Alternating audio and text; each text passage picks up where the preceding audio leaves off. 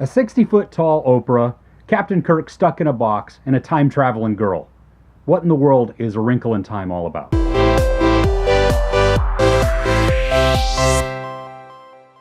A Wrinkle in Time, the new movie from Disney directed by Ava DuVernay. Should you see it? Well, I don't really know. I guess it depends on what you're into. Now, the whole story revolves around Captain Kirk. Actually, it's Chris Pine, and he's not named Captain Kirk. That would be funny if it was, but he's not. His name is Mr. Murray, and he is a physicist along with his wife. He somehow disappears and leaves his family just wondering where he went. Gone. Poof. Without a trace. You have his daughter, played by Storm Reed. Her name is Meg in the film.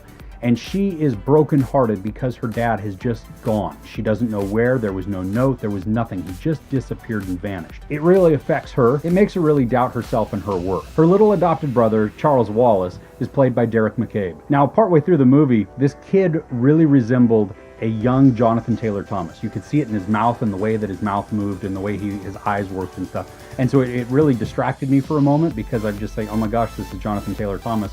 All of a sudden I'm waiting for Tim Allen to walk in and it's Home Improvement. When the first trailer for A Wrinkle in Time came out, I was like, I don't really want to see this at all. And then the second one came out and I thought, you know what, this actually looks kind of good. There's a little bit more mystery and maybe some action in it. While I don't totally know what's going on because I never read the book, this might be actually something that I want to see. I stayed away from the rest of the trailers because I didn't want it to taint me and I didn't want it to give too much away because, you know, trailers nowadays, they just give way too much of the story away. And I didn't want anything ruined in case it actually turned out to be really good. As the story unfolds, we see that Charles Wallace has somehow summoned the three misses. These are played by Oprah, Reese Witherspoon, and Mindy Kaling. Mindy Kaling only speaks in quotes, which is kind of funny and odd and weird. So she actually doesn't have a lot of speaking parts. Reese Witherspoon is kind of just says what's on her mind. No filter. She's kind of blunt, and sometimes you'd think maybe she's a little rude, but she's also kind of quirky and funny, and so it works. For the first half of the film that we see Oprah in, she is like 60 feet tall, giant head just towering over everybody, and it's really weird and a little disconcerting, and you're just kind of like, what is going on? Are you gonna step on me? And no, she doesn't step on anybody. Finally, later on, she becomes normal size. And she's not weird. Oprah is just fine, and she does actually a really good job. The boy that joins Meg and her brother on this journey is Calvin, and he's played by Levi Miller. Now, for the first half of the film, I'm being really distracted by him because he was also in Better Watch Out. And if you saw Better Watch Out, you know what I'm talking about. If you didn't,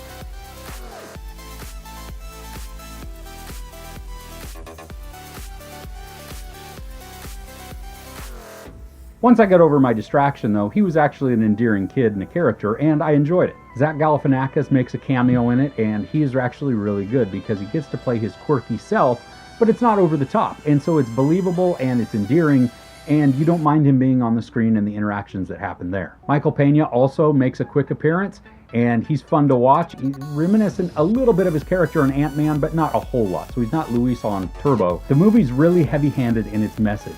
It's its worldview that the universe is inside us and we are in the universe. And so it is just beat into us over and over again, and it wasn't subtle, and that was kind of disturbing, I guess. It bothered me a lot because I just felt really preached at or talked at, but stop, let's get on with the movie. Portions of it reminded me of Avatar in not only the coloring, but just the way that the characters moved and what they interacted with, and as they're flying over things and they're touching stuff, and it reminded me really a lot of Avatar. I don't say that as a bad thing, it is what it is. A Wrinkle in Time is only about an hour and 40 minutes, and for the first hour, not too much is actually happening. It took that long to get to where some action really starts, and things start to move along rather quickly. The movie kind of just compresses a lot of it towards the end and just wraps it up kind of nicely, especially for spending all the time up front to get to where it is.